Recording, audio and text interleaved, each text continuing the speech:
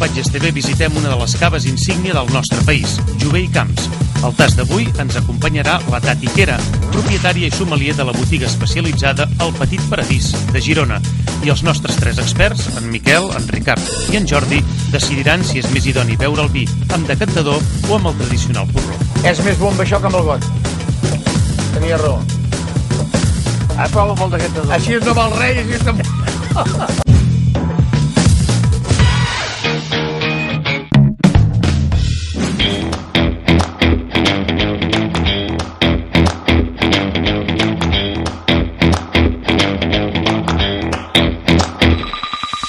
La ruta de Copatges TV d'aquesta setmana ens du fins a la capital del Cava, Sant Sadurní d'Anoia. Volem conèixer un dels cognoms més arrelats a la comarca del Penedès, Jover i Camps, que elabora un dels caves amb més implantació al mercat i amb què segur heu brindat algun cop, el Reserva de Família.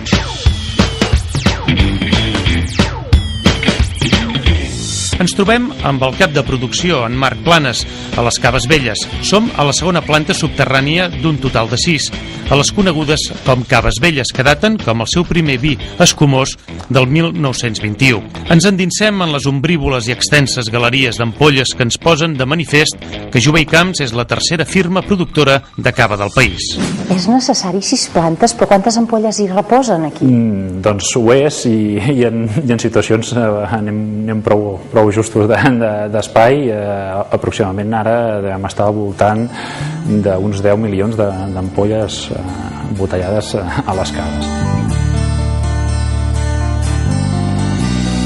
Aquí es continua treballant artesanalment, per tant es fa de forma manual el remenat, l'arrimat i el desarrimat d'aquests 10 milions d'ampolles que passen pel pupitre. Explica'm això que hi poseuen aquí als pupitres. Què signifiquen aquests palets? Sí, bueno, és cada vegada que es fa un dels grups de pupitres. En aquest cas, doncs, cada pal és una volta d'ampolla. Sí, una volta de tot el conjunt del conjunt. I llavors es fa 1, 2, 3, 4 remenats, 5 remenats, i es tanquen les barres. Per tant, portem 5, 10, 15, 20 remenats d'ampolla. En funció del producte pot ser que s'hagin de passar més vegades o menys, però bueno, I al cap de quant de temps llavors ja l'ampolla es posa totalment en punta? Sí, bueno, va el que diem, en funció del producte, i de les vegades també igual, com que tenim molts pupitres, doncs igual hi passem o més freqüentment o menys, però bueno, al voltant estem aproximadament de 10-15 dies. Sant Sadurní produeix el 90% de les ampolles de cava del nostre país, i és que en el municipi hi trobarem més de 80 empreses elaboradores de cava i que conformen tot un món subterrani. Com tothom ja fa el comentari, no? Sant Sadurní és com un formatge gruyère que està tot perforat per sota, no? I bueno, sí, estem... És veritat, us podeu trobar les caves a banda i banda? Pràcticament. Pots passar per sota carrers, etc. De quants quilòmetres estem parlant de túnels? Bueno, amb quilòmetres tampoc no tenim, però aproximadament crec que són uns 25.000 metres quadrats.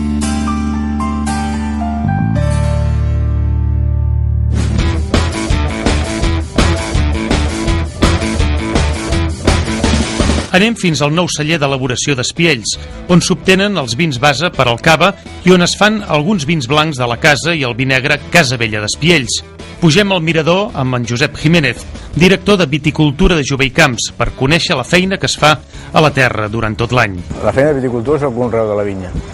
I a partir d'aquí comencem amb l'any climàtic vitícola, que seria després de la verema. Comencem la poda a l'hivern, quan cauen les fulles, deixem els burnes productius. És a dir, ja preparem la collita de l'any següent, després de la verema. Després, quan arriba la flotació, fem l'esporga, fem els tractaments fitosanitaris que toquen, contra el mildio, contra la malura, contra el podrit, contra el corc.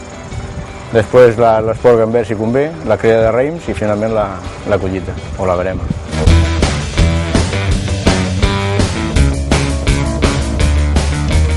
Enguany, Jové i Camps certificarà la seva producció com a integrada, és a dir, que es fa de forma tècnicament raonada i sostenible.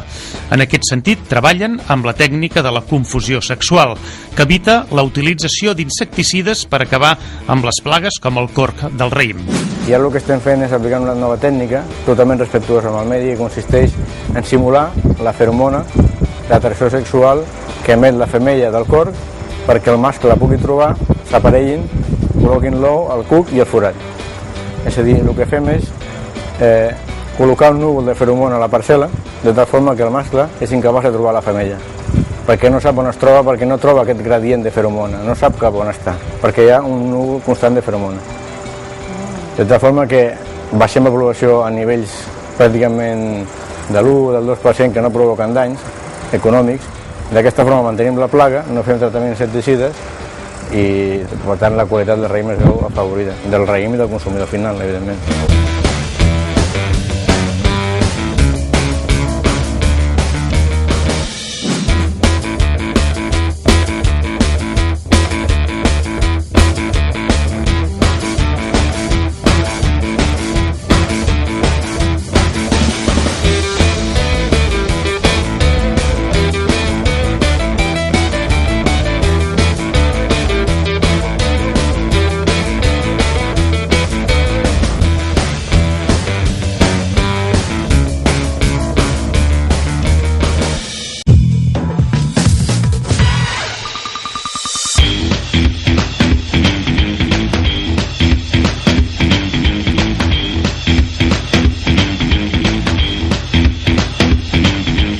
Ja coneixem alguns dels secrets de Jové i Camps, però no volem acabar la ruta d'avui sense tastar alguns dels seus productes.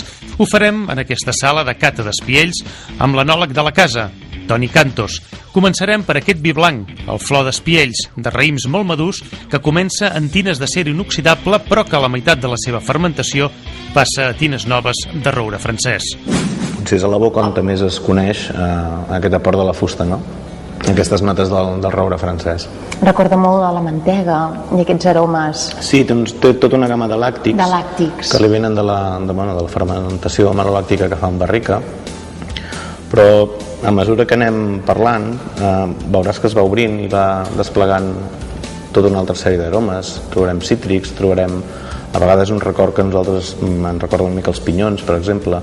Tota una gamma d'aromes bastant complexa que ens fan un vi força interessant, crec. Tenim el mal costum de dir que els vins blancs s'han de beure de l'any i s'han de beure joves, però els vins blancs que tenen aquest pas per barrica es poden beure amb una mica més d'edat, una mica més vells i fins i tot milloren, oi? Sí, de fet fora d'aquí hi ha grans vins blancs que tenen una criança molt prolongada. Tot depèn de quan tu elabores aquest vi, de quin raïm parteixes, en quin nivell de maduresa i després com elabores aquest vi. La majoria de vins blancs fins no fa gaire eren vins molt frescos, molt afruitats, molt joves, molt fets per sortir al novembre, el vi nou, les festes del vi novell. Però quan elaborem un vi d'aquest estil busquem una complexitat que necessita un temps per desenvolupar-se i que a més en ampolla pot progressar i pot millorar durant 2, 3, 4 anys.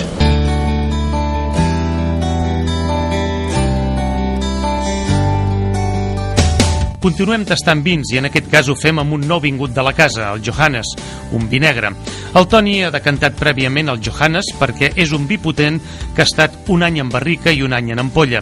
Per refer-se d'aquest tancament necessita aire per poder desprendre les aromes que amaga. En color es veu que és un vi amb molta potència colorant, És un vi molt intens, amb una capa molt profunda. Una manera molt bona de veure la intensitat d'un colorant d'un vi és aquesta, no? Intentar veure a través del vi. Com més fàcilment veus el que hi ha al darrere de la copa, menys intens és el color.